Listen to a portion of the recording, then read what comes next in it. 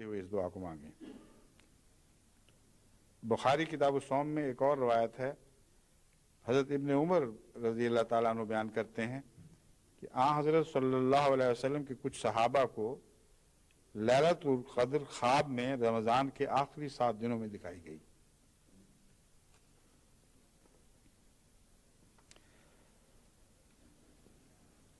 اس پر حضرت صلی اللہ علیہ وسلم نے فرمایا، میں دیکھتا ہوں کہ تمہارے خواب رمضان کے آخری ہفتے پر متفق ہیں،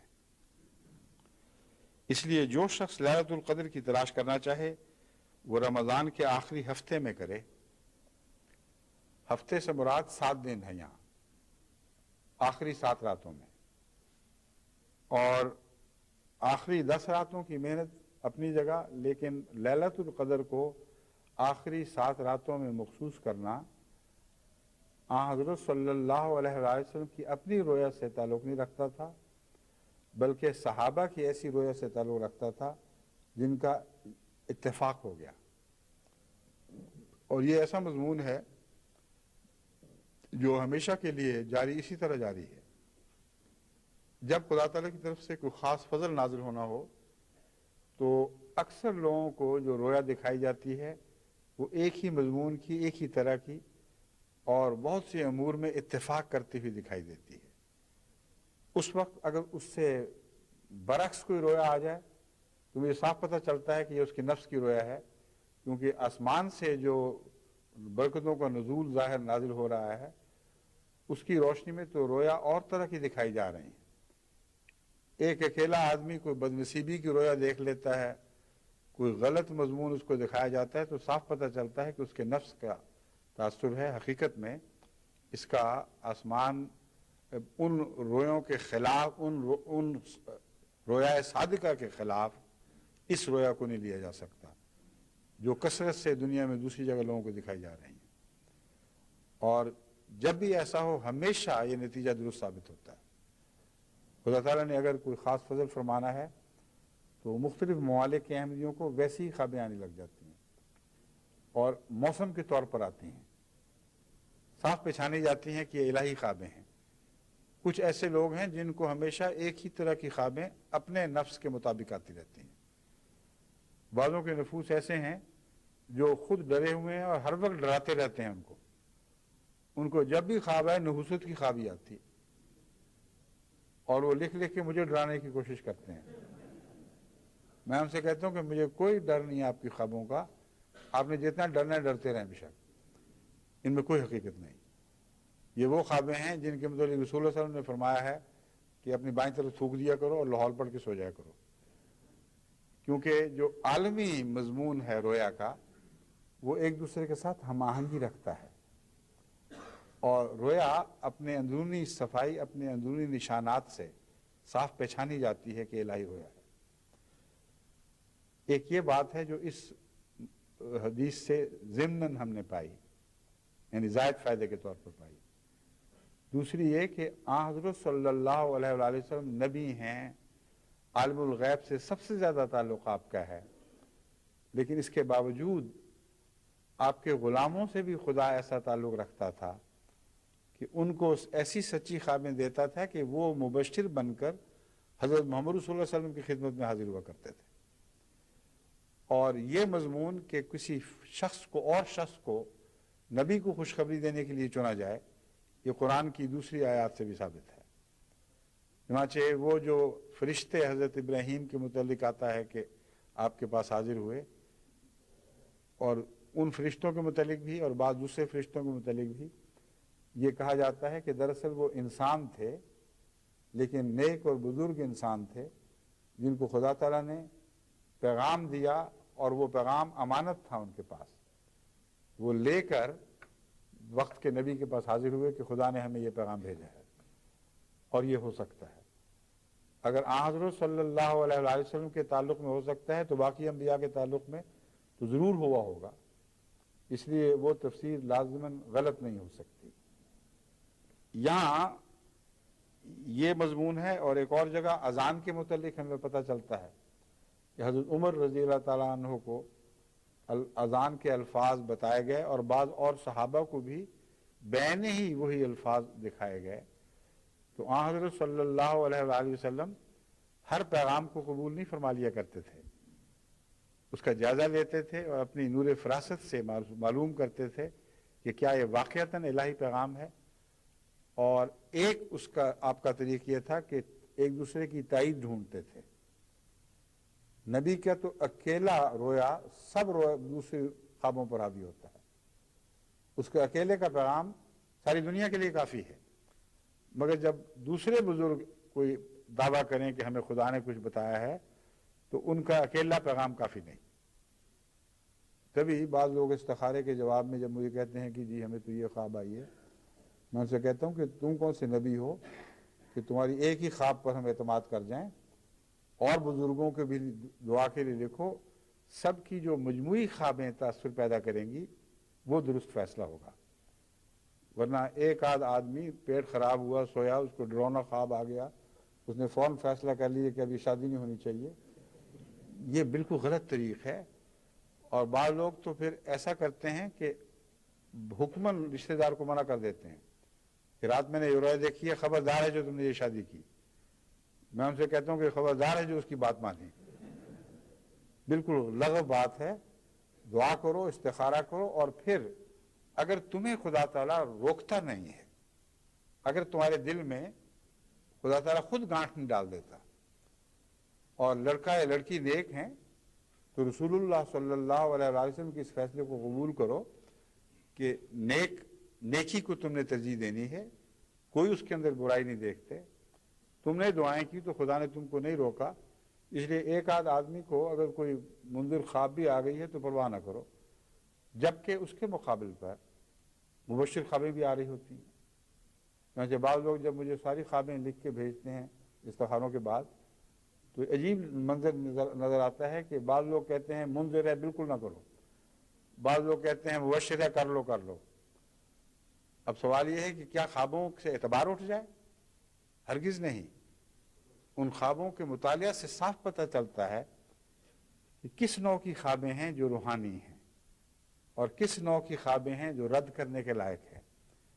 اور یہ جو خدا تعالیٰ کی طرف سے عطا ہے کہ خوابوں کو پہچان سکے اور الگ الگ کر سکے، یہ اللہ کی طرف سے ایک نعمت عطا ہوتی ہے، ہر ایک کے بس کی بات نہیں ہے.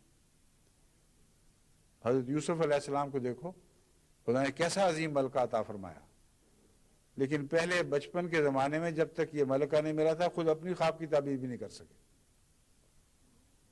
بھائیوں کے ہاتھ مار کھا گئے. تو یہ نعمت ہے جو ہبہ کے طور پر آسمان سے اترتی ہے. اس لیے اس میں بھی تکبر نہیں کرنا چاہیے. جو بھی خدا کے فضل سے صاحب علم لوگ ہیں ان کی خدمت میں بھیجو. اور کئی ایسے ہیں جن کو خدا تعالیٰ نے رویا کا بہت اچھا علم عطا کیا ہوتا ہے، صرف ایک شخص کی بات نہیں ہے. ان سے بات کرو اور پھر عمومی فیصلہ کرو. یہ تو میں اس سے استنباط کر کے آپ کے سامنے رکھ رہا ہوں. مگر حضور اکرم صلی اللہ علیہ وسلم کا انکسار بھی تو دیکھیں، جن پر وحی نازل ہوئی ہے، جن پر فرمایا کہ ہر روشن نشان عطا کر دیا گیا، جس کو زمانے کی تقدیریں تبدیل کرنے کے راز عطا کر دیے گئے، کتنا منکسر مزاج کا بھی تھا کہ اپنے غلاموں کی بات کو غور سے سنتا ہے، کہتا ہے ہاں ہو سکتا ہے خدا نے تمہارے ذریعے مجھے پیغام بھیجا ہو، لیکن میں چھان بین کر لوں، اگر یہ علامتیں ملی تو پھر میں مانوں گا. چنانچہ اس بارے میں آپ نے ان کی خبروں کو، ان کی رویا کو قبول فرما لیا اور یہ فیصلہ دیا کہ آئندہ سے لیلۃ القدر کو آخری 7 دنوں میں تلاش کرو. فرمایا 9ویں رات یا 7ویں یا 5ویں، کیونکہ 7 راتوں میں 21 کی اور 23 کی نکل جاتی ہے، یہ پہلے 3 کے اندر داخل ہو جاتی ہیں. پہلے یہی خیال تھا کہ یہ بھی لیلۃ القدر کی راتوں میں شامل ہیں، مگر آن حضور نے ان رویا صادقہ کی روشنی میں جو دوسروں کو عطا ہوئیں اور آپ کو پیغام کے طور پر بھیجی گئیں، یہ فیصلہ فرمایا کہ آئندہ سے 25، 27 اور 29 کی راتوں میں لیلۃ القدر کو تلاش کرو. 25 کی رات تو گزر چکی ہے، لیکن 2 راتیں ابھی باقی ہیں۔ سوال یہ ہے کہ خدا تعالیٰ نے ایک رات معین کو نہ بتا دی؟ حضرت صلی اللہ علیہ وآلہ وسلم کو معین بتائی تھی۔ عبادہ بن صامت روایت کرتے ہیں کہ حضرت صلی اللہ علیہ وآلہ وسلم باہر تشریف لائے تاکہ ہمیں لیلۃ القدر کے بارے میں بتائیں کہ کون سی رات ہے اور کیا کرنا چاہیے۔ 2 مسلمان آپس میں جھگڑنے لگے۔ آپ نے فرمایا میں تو تمہیں شب قدر کے بارے میں بتانے آیا تھا، لیکن ان کے آپس کے جھگڑے کی وجہ سے مجھ سے یہ علم اٹھا لیا گیا۔ اب ایک اور سوال اٹھ جاتا ہے کہ حضرت صلی اللہ علیہ وآلہ وسلم کو اگر ایک خوشخبری عطا ہوئی تھی سب کو بتانے کے لیے، تو لوگوں کے جھگڑے کی وجہ سے وہ واپس کیوں لے لی گئی؟ ایک خیر کے بدلے شر پیدا ہو گیا، مگر یہ درست نہیں۔ حضرت صلی اللہ علیہ وسلم فرماتے ہیں اس میں ہو سکتا ہے اس میں تمہاری بھلائی ہو۔ بس وہ جو ایک رات بتائی گئی تھی وہ دراصل رسول اللہ صلی اللہ علیہ وسلم کو اپنی ذات کے لیے بتائی گئی تھی، اور جہاں تک امت کا معاملہ ہے تقدیر یہی تھی کہ ان کو پتہ نہ چلے کہ کون سی رات ہے۔ اور بھلائی اس میں وہی ہے جو ایک کہانی کی صورت میں ہمارے سامنے بیان کی جاتی ہے۔ کہتے ہیں ایک شخص مرنے لگا تو اس نے اپنے بچوں کو اکٹھا کیا اور نصیحت کی کہ دیکھو میں نے کھیت میں جو جتنا بھی اس کو کھیت اس کے پاس تھا، اس کھیت میں میں نے ایک جگہ خزانہ دفن کیا ہے، تو میرے مرنے کے بعد کھود کے تلاش کر لینا، یہ نہ ہو کہ وہ دبا ہی رہ جائے۔ اس کے بعد انہوں نے کدالیں اٹھائیں اور اتنی محنت کی کہ اس ساری زمین کا چپا چپا کھود ڈالا اور کوئی خزانہ نہ ملا۔ تو ایک عقل والا راہگیر تھا، اس نے کہا یہ کر کیا رہے ہو، تم نے تو حشر کر دیے زمین کا۔ انہوں نے کہا ہمارے ابا نے یہ کہا تھا مرتے مرتے کہ یہاں تمہارے لیے خزانہ دفن ہے، ہم نے تو ڈھونڈا ہمیں تو کچھ نہیں ملا۔ انہوں نے کہا یہی تو خزانہ ہے، تم نے اس زمین پر اتنی محنت کی ہے کہ اب جو کچھ بھی ڈالو گے وہ سونا اگائے گا، جو بیج ڈالو گے وہ سونا اگائے گا۔ اور واقعتاً جب اس زمین کو انہوں نے کاشت کیا تو ایسی فصل حاصل ہوئی کہ کبھی خواب و خیال میں بھی نہیں تھی۔ تو حضرت صلی اللہ علیہ وآلہ وسلم تو ہر رات ہی کو سجایا کرتے تھے۔ آپ کو اگر وہ رات بتا دی گئی تو یہ مطلب نہیں تھا کہ باقی راتوں میں آپ عدم نہ آرام فرمائیں اور کہیں کہ بس اسی رات کو جاگوں گا۔ ہم کمزوروں میں کثرت سے ایسے لوگ ہیں جو ایک جمعے کے انتظار میں سارا سال گزارتے ہیں، اس کے بعد جمعوں سے بھی چھٹی، نمازوں سے بھی چھٹی۔ اگر ان کو رات بتا دی جاتی تو رمضان کی راتیں بھی چھوڑ بیٹھتے، ایک رات کے لیے سارا دن سوتے اور پھر اس رات ساری رات جاگتے، تو دین ایک مذاق بن جاتا۔ بس حضرت صلی اللہ علیہ وآلہ وسلم جس فائدے کا ذکر فرما رہے ہیں وہ یہ ہے کہ تمہیں خوب محنت کرنی پڑے گی۔ اگر تمہیں 10 راتوں کی محنت کی توفیق نہیں ہے تو اللہ تعالیٰ نے آخری 7 راتوں کے اندر اس مضمون کو اکٹھا کر دیا۔ یہ 7 راتیں تو محنت کر لو۔